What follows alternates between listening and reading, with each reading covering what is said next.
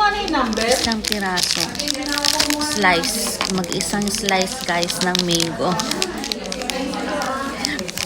Dried mango. So, pinak pa talaga siya, guys.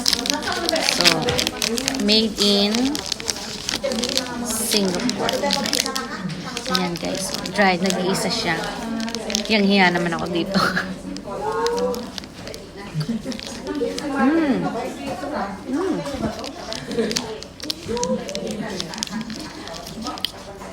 May mas masarap pa rin yung dried mango ng Philippines.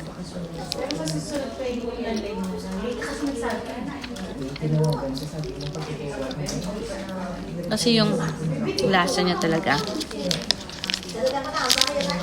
yung pure mango natin talaga, made in Philippines. Kasi itong mango siguro made in Singapore.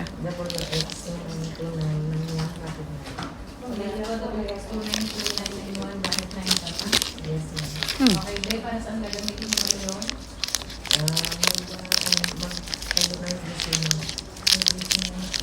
don't know how you call this one, guys, pero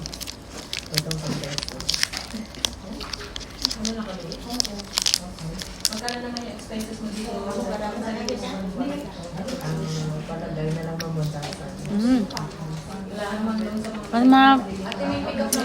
para mga fruity. Kumbaga sa salad, guys. Mixed fruit siya na dried. Tastes good.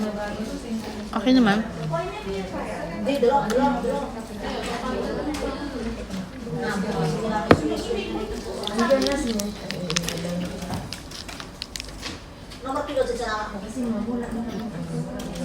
Sakit nga lang yung panga mo, guys, ha? Pag nguya.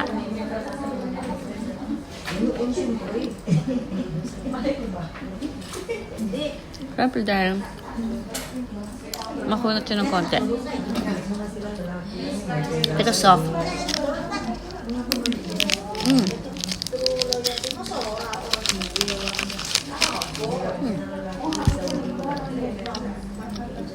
Yung flavor niya is so delicious.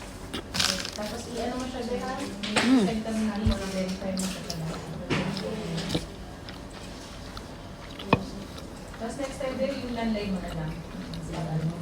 Mag-advance ka kasi.